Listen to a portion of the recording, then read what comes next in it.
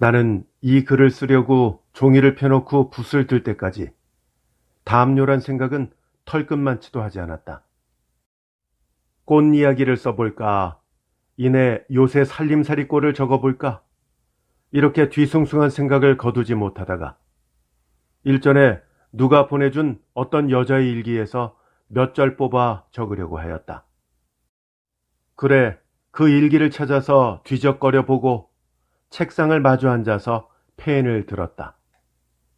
뭐뭐라는 제목을 붙여놓고 몇 줄 내려 쓰노라니 단단한 장판에 복사뼈가 어떻게 배기는지 몸을 움직일 때마다 그놈이 따끔따끔해서 견딜 수 없고 또 겨우 빨아입은 흰옷이 검은 장판에 뭉개져 걸레가 되는 것이 마음에 캥겼다.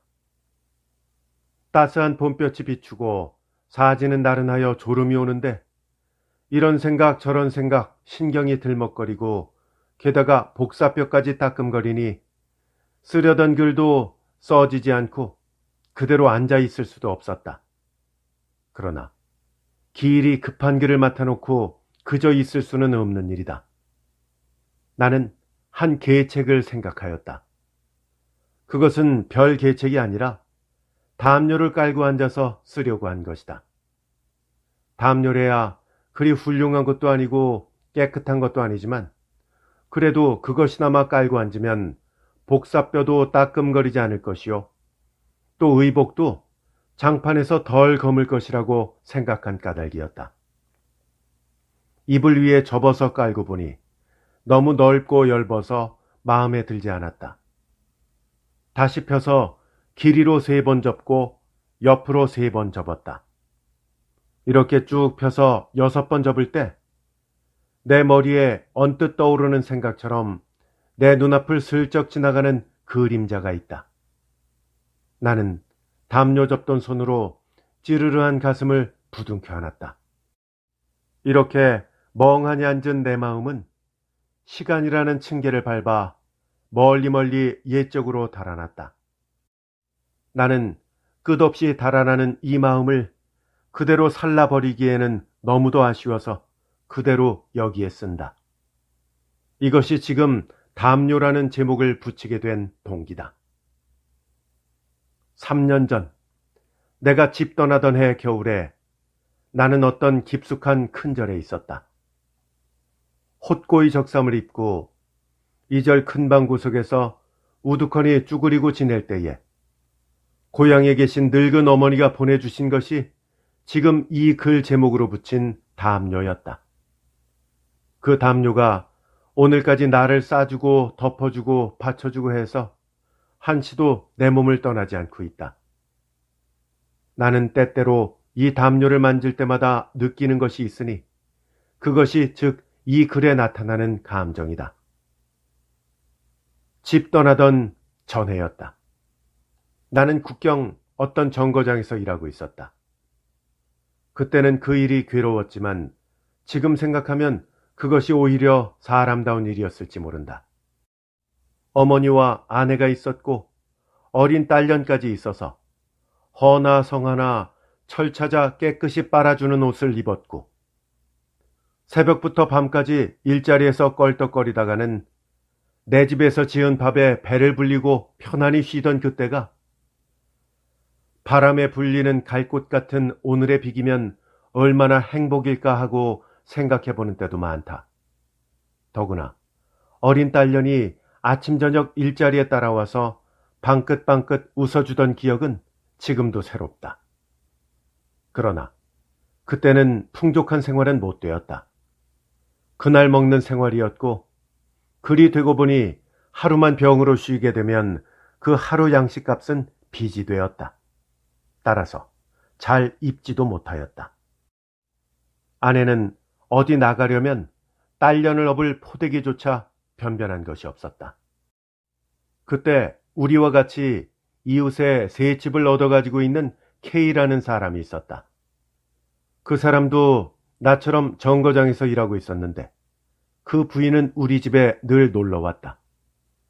K의 부인이 오면 우리 집은 어린애 싸움과 울음이 진동했다. 그것은 내 딸년과 K 아들과 싸우고 우는 것이었다. 그 싸움과 울음의 실마리는 K의 아들을 싸업고 온 붉은 담요로부터 풀리게 되었다. K의 부인이 와서 그 담요를 끄르고 어린 것을 내려놓으면 내 딸녀는 어미 무릎에서 젖을 먹다가 텀벅텀벅 달려가서 그 붉은 담요를 끄집어 오면서 엄마 곱다 곱다 하고 방긋방긋 웃었다. 그 웃음은 그 담요가 부럽다, 가지고 싶다, 나도 하나 사달라고 하는 듯하였다. 그러면 K의 아들은 이놈아 남의 것을 왜 가져가니 하는 듯이 내게 찡그리고 달려들어서 그 담요를 빼앗았다. 그러나 내 딸녀는 순순히 빼앗기지 않고 이를 꼭 악물고 힘써서 잡아당긴다. 이렇게 서로 잡아당기고 밀치다가는 나중에 서로 때리고 싸우게 된다.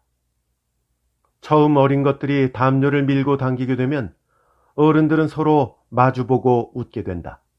그러나 어머니, 아내, 나, 이 세 사람의 웃음 속에는 알 수 없는 어색한 빛이 흘러서 극히 부자연스러운 웃음이었다. K의 아내만이 상글상글 재밌게 웃었다. 담요를 서로 잡아당길 때에 내 딸년이 끌리게 되면 얼굴이 바알게서 어른들을 보면서 비죽비죽 울려고 하는 것은 도움을 청하는 것이다. 이것은 K의 아들도 끌리게 되면 하는 표정이었다. 그러다가 서로 어우러져 싸우게 되면 어른들 낯에 웃음이 스러진다. 이 계집애 남의 애를 왜 때리느냐? K의 아내는 낯빛이 파래서 아들과 담요를 끄집어다가 싸엎는다. 그러면 내 아내도 낯빛이 푸르러서 우지 마라, 우지 마라, 이 다음에 아버지가 담요를 사다 준다 하고 내 딸년을 끄집어다가 젖을 물린다. 딸년의 울음은 좀처럼 그치지 않는다. 딸년은 발버둥을 치면서 K의 아내가 어린 것을 싸업은 담요를 가리키면서 서럽게 눈물을 흘린다. 이렇게 되면 나는 차마 그것을 볼 수 없었다. 같은 처지에 있건만 K의 아내나 아들의 낯에는 우월감이 흐르는 것 같고 우리는 그 가운데 접질리는 것 같은 것도 불쾌하지만 어린 것이 서너 살 나도록 포대기 하나 변변히 못 쥐어주는 것을 생각하면 너무도 못생긴 느낌도 없지 않았다. 그리고 그 어린 것이 말은 할 줄도 모르는데 그 담요를 손가락질하면서 우는 모습은 차마 눈으로 볼 수 없었다. 그 며칠 뒤에 나는 일삭전을 받아가지고 집으로 가니 아내가 수건으로 머리를 싼 딸년을 안고 앉아서 쪽쪽 울고 있다. 어머니는 그 옆에서 아무 말 없이 담배만 피우시고 나는 웬일이냐고 눈이 둥그레서 물었다. 아가 머리가 터졌다. 어머니는 겨우 목구멍으로 우러나오는 소리로 말씀하셨다. 네? 머리가 터지다니요? K의 아들애가 담요를 만졌다고 인두로 때렸어.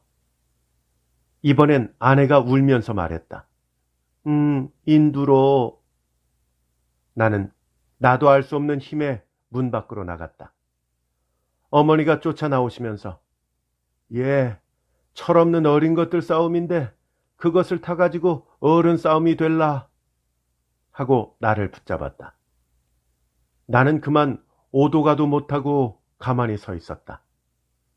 그때 나는 분한지 슬픈지 그 멍멍한 것이 얼빠진 사람 같았다.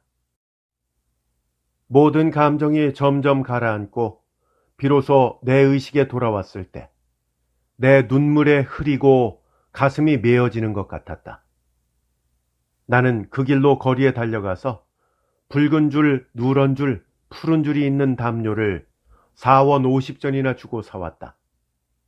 무슨 힘으로 그렇게 달려가 샀던지 사가지고 돌아설 때 양식 살 돈이 없어진 것을 생각하고 이마를 찡그리는 동시에 흥 하고 냉소도 하였다. 내가 지금 깔고 앉아서 이 글을 쓰고 있는 이 담요는 그래서 산 것이었다. 담요를 사들고 집에 들어서니 어미 무릎에 앉아서 엄마 아파, 여기 아파 하고 머리를 가리키면서 울던 딸년이 허둥허둥 와서 담요를 끌어안았다. 엄마, 헤헤, 엄마, 곱다 하면서 뚝뚝 뜰듯이 좋아라고 웃는다. 그것을 보고 웃는 우리 셋, 어머니, 아내, 나는 눈물을 씻으면서 서로 쳐다보고 고개를 돌렸다. 아, 그때 찢기던 그 가슴, 지금도 그렇게 찢겼다. 그 뒤에 얼마 안 되어 몹쓸 비바람은 우리 집을 치었다. 우리는 동에서 서로 갈리게 되었다. 어머니는 내 딸년을 데리고 고향으로 가시고 아내는 평안도로 가고 나는 양주 어떤 절로 들어갔다. 내가 종적을 감추고 다니다가 절에 들어가서 어머니께 편지하였더니 추운 겨울을 어찌 지내느냐. 담요를 덮고 자가라. 아기가 담요를 밤낮 이쁘다고 남은 만지게도 못하더니 아버지께 보낸다고 하니 할머니 이거 아버지 덮어 하면서 소리 없이 내놓는다. 어서 뜻을 이루어서 돌아오기를 바란다. 하는 편지와 같이 담요를 보내주셨다. 그것이 벌써 3년 전의 일이다. 그 새에 담요의 주인공은 내 딸녀는 땅속에 묻힌 혼이 되고 늙은 어머니는 의지가지, 즉 의지할 것 없이 뒤쪽 나라 눈 속에서 헤매시고 이 몸이 또한 푸른 생각을 안고 끝없이 흐르니 언제나 어머니 슬하에 베일까. 봄뜻이 깊은 이때에 유래가 깊은 담요를 손수 덮고 앉으니 무량한 감개가 가슴에 복받쳐서 풀길이 망연하다.